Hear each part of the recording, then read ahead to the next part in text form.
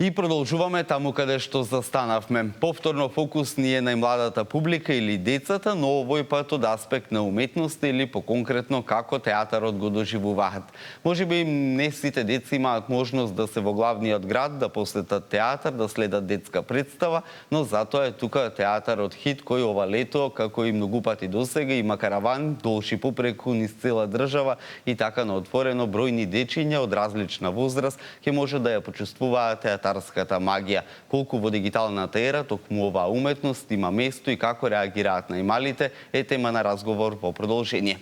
Добро утро, Сашо Ристовски. Добро утро, Димитар, добро утро до сите вработени на Сител телевизија, каде што морам да признам кога ќе дојдам се чувствувам како дома. И добро утро до нашите гледачи кои не следат. Рековме дека театар Хит, како и многу пати досега и ова лето го продолжува својот караван, турнеја низ повеќе градови низ државата, театарски представи за деца на отворено. Па ајде да ги навратиме гледачите од самите почетоци. Од каде идејата за една ваква активност, бидејќи за жал некако ми се чини се е сконцентрирано во Скопје, во главниот град, па другите градови кубурат и во текот на цела година, особено пак и во лето со едни вакви содржини. Па, знаеш како, ова идеја беше моја пред неколку години. Сметав дека, иако преку годината, кога ќе речем учебната година, да земеме пред 5 септември до 10 јуни, некако има фреквенција на театарски представи, дали ние или некои други колеги, не е битно, но сватив дека недостаток има од театарски представи надвор од Скопје, велам, за тие дечиња и затоа во соработка со многу локални самоуправи, уште тогаш, ќе отворија вратите. Се сеќавам дека првиот старт на такво нешто беше во општина, започнавме со општина Градско.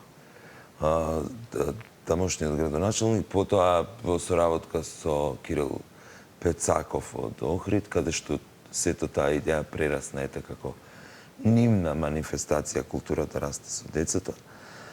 И следствено доаѓаа годините и тоа растеше и беше низ целото лето. Но оваа година решивме да малку паузираме во месец август, да си дадеме ние време за себе и нормално малку да одмориме, но јуни и јули е работно. Сепак треба да има малку и одмор. Како се бира репертуар за детска представа или како се одбира всушност текстот кој ќе го работите за еден ваков вид на содржини, бидејќи да не се лажеме, живееме во време каде што концентрацијата, особено на децата, па и на нас возрастните, е некако многу кратка, неколку секунди се задржуваме нели на видеа, на било што, а не пак да се гледа детска представа 30-40 минути. Ако не грешам, голем дел од текстовите мислам дека се оригинални, дека се и твои. Како бираш што ќе биде најдоброто за децата? Па, знаеш како да, мои се сите текстови. Па, некако прво ќе го напишам костурот на самиот текст, потоа го препрочитувам, го дополнувам сцена по сцена, дел по дел, и кога ќе сметам дека јас можам како готов производ да го дадам на мојата екипа, тука се вклучуваат и тие. Се вклучуваат со предлог промени, па некогаш ние не сме, мислам како уметнички тим, суетни да и луѓето од техниката кои што се зад завесите да предложат нешто, бидејќи тие имаат доста големо искуство. И така да ќе го направиме текстот онака како што доликува, односно онака како што треба да биде за детето, приемчив за самиот таргет, односно за самата возраст, бидејќи видите многу голема грешка се прави кога една представа се подготвува и истата се игра за предучилишна и училишна возраст. Тука е апсолутно голема грешка. Кај нас тоа не е така, туку ние правиме две варијанти од една представа, значи начин на играње за предучилишна возраст и начин на играње за училишна возраст. Бидејќи се сосем различни, тие од училиште се замислуваат дека се големи, важни и така натаму. И мораш да го кренеш стилот малку на играње, додека као овие помалите си некако се симнуваш на нивното ниво на размислување, бидејќи имаш ти детенце од 2 години. Не можеш ти да играш како за дете од 8 години. Тоа е сосем разлика и начинот на комуникација, впрочем, различен. Камоли начинот на играње, за да тоа дете ја прими представата, да запамти, да зборува. Мене ми се случило да ми пресретне детенце од 3 години, па да вика тато, мама, еве го, последната тетка Марулка Сашко Страшко. Значи, тоа е доброто кај децата. Тоа сакав да прашам следно, какви се реакциите на дечиња кои можеби прв пат гледаат театар, кои гледаат нешто поразлично од тоа што во секојдневието имаат можност да го видат, секојдневно гледаат различни видеа, домашни и странски, но овој пат ве гледаат во живо, тука на неколку чекори. Има ли дечиња кои можеби се и плашат од некои херои, од маска, од сценографија? Како се реагира во такви ситуации, без да се наруши амбиентот? Да, многу ретко се случува. Значи, многу ретко се случува да некое малечко од јасли 2 годинка и пол да се расплаче. Па ќе кажам, ние со Маги и со Ема, веќе па со Маги имаме многу долгогодишно искуство и знаеме, ми се случувало да тие се седнати во прв ред. И очињата им се собираат со солзички, вака им се навлажнуваат очињата и веќе гледаш дека ќе се случи нешто, ќе заплачи така натаму. Но се стишува. Например, имаше едно детенце кој што ќе го паметам долго време, ја гледа представата Црвенкапа. Јас го играв Волкот, кој што децата навиваа за Волкот. Значи, јас мислев ќе се плашат, тие навиваа, бидејќи го направив многу поинтересен. И сега тој детенце ја гледа цела представа. А очињата му се полни со солзички, ама не пушта солза. Не мрда ништо, а само секунда е да заплаче. Никако да потече солза. И тоа детенце ми ја изгледа цела представа. Не заплака, а очињата полни со солзички. Колку родителите, ние возрастните, сме во улога, ајде да речеме, на подготвувачи пред да се гледа една детска театарска представа? Колку е важно уште од најрана возраст на детето да му се всади таа љубов кон уметноста воопшто, особено кон една ваква жива материја како што е театарот, бидејќи нели нема ќе повторам, ќе преснимам за разлика од серија, од филм, него се случува тука сега.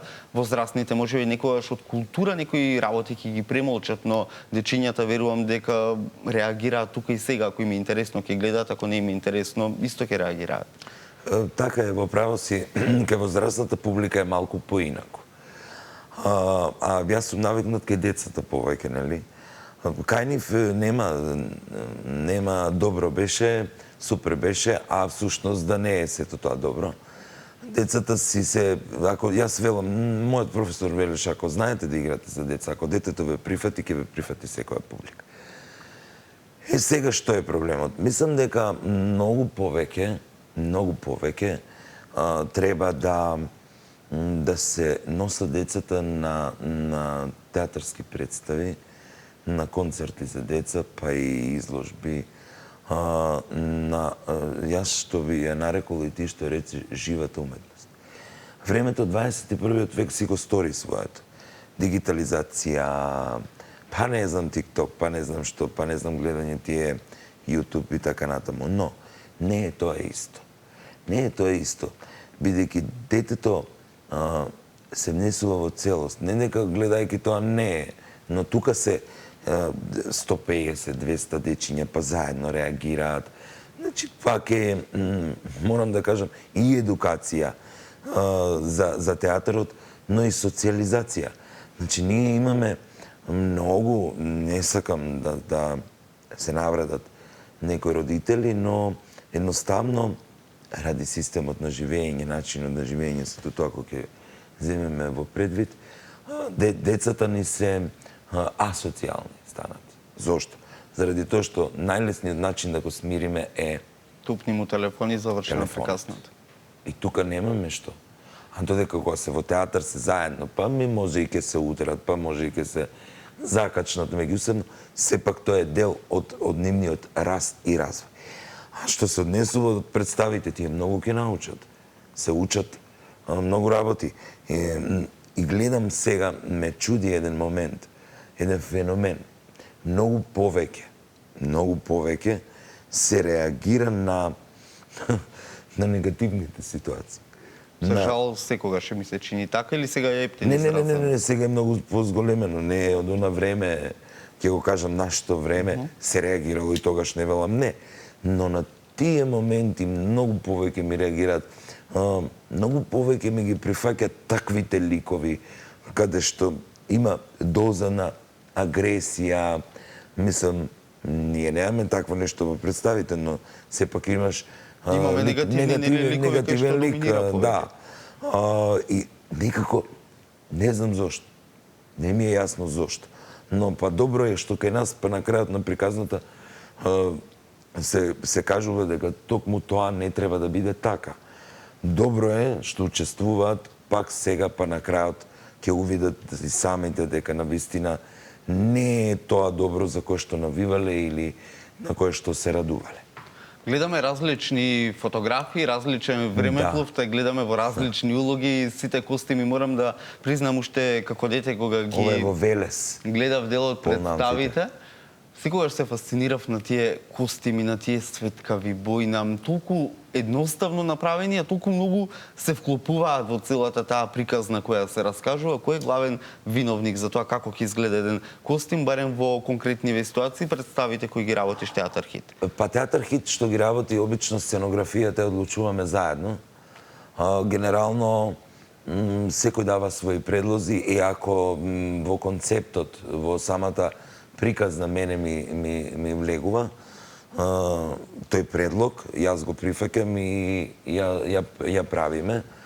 Генерално ги сами ги креираме, додека костимите имаме повремено ангажираме костимограф, едни од нашите соработници е Раде Василев, потоа и го заборавам името на госпоѓа од Театар за деца и младинци, која не ги шие костимите, така да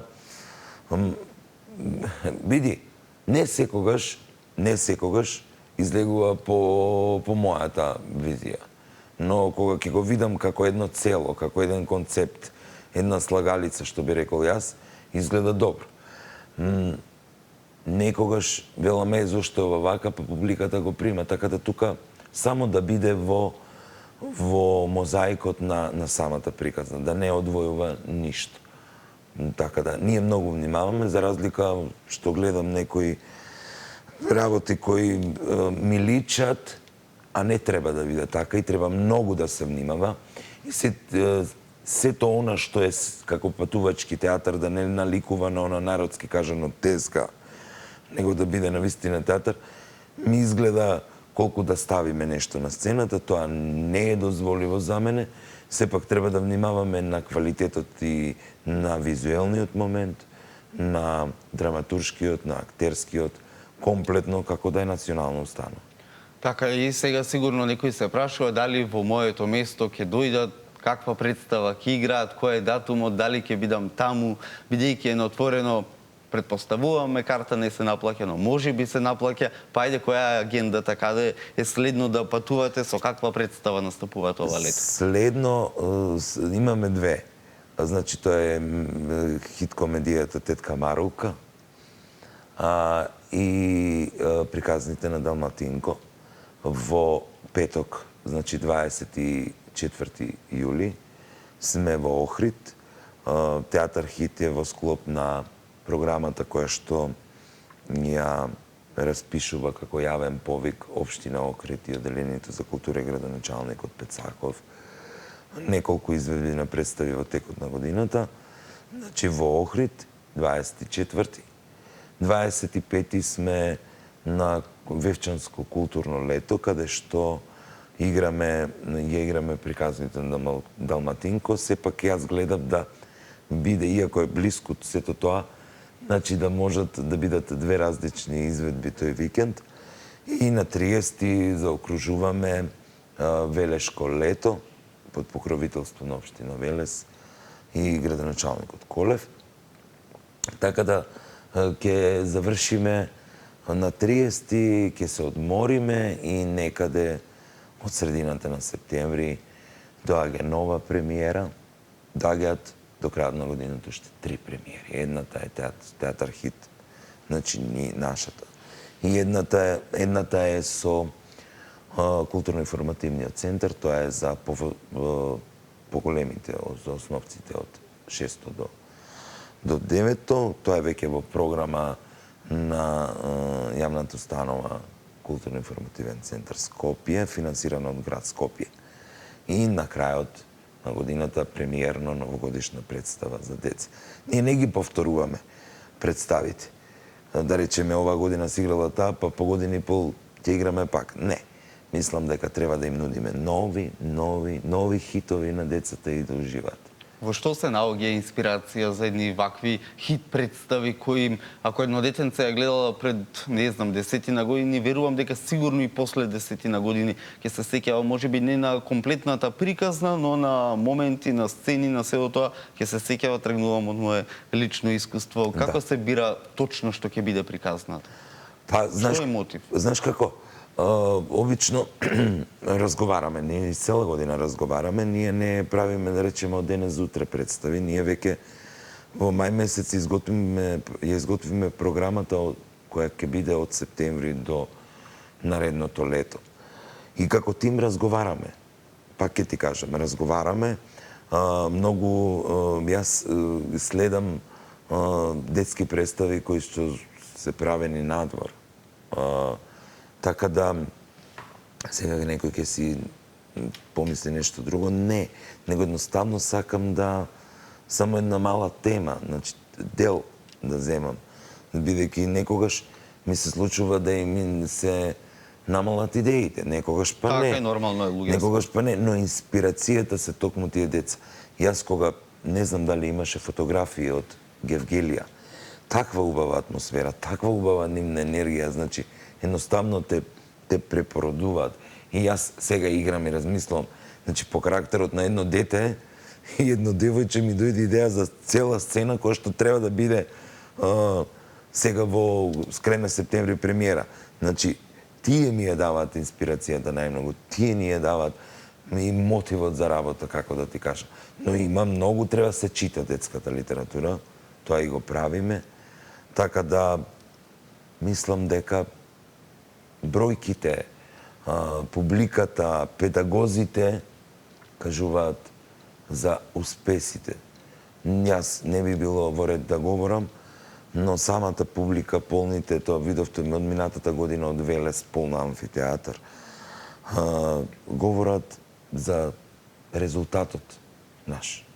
Рековме дека секоја представа е уникатна, не се повторуваат представи, но тука се наметнува едно прашање кое е често по возрастните, без разлика нели на професијата, браншата која ја имаат, ќе си дадат за право да прокоментираат, па детска представа е демек што туку може да се сгреши во текстот и во изведбата, за разлика од представа за возрастни. Дали е вистина тоа или и тука сепак имате подготовки пред да излезете на сцена и покрај тоа што сте професионалци си го знаете текстот, или се водите по правилото, па и детска представа е полесно, може да никако ќе помине? Не. Тоа за мене, ако се водиме по правилото, детска представа ќе помине, можеш да траеш, ќе поминеш да траеш на сцената година-две. Максимум. Траењето на Магдалена и моето покажува дека ние не одиме по тој пат. Ние, ќе ти кажам дека ако представата е со почеток од 20 часот, ние сме веќе во 18 часот таму. Се инсистира да се намести сценографијата, да се направи тонска проба и некаде веќе час време пред представата ние сме облечени во костим, иако се чудеа како издржа во Гевгелија со тој дебелиот костим. Но тоа ми е работа, ставаш минка, повторуваш меѓусебно текст и веќе некаде 20 на минути, 15 минути пред почеток на представата ти си комплетно спремен, подготвен, сигурен во себе.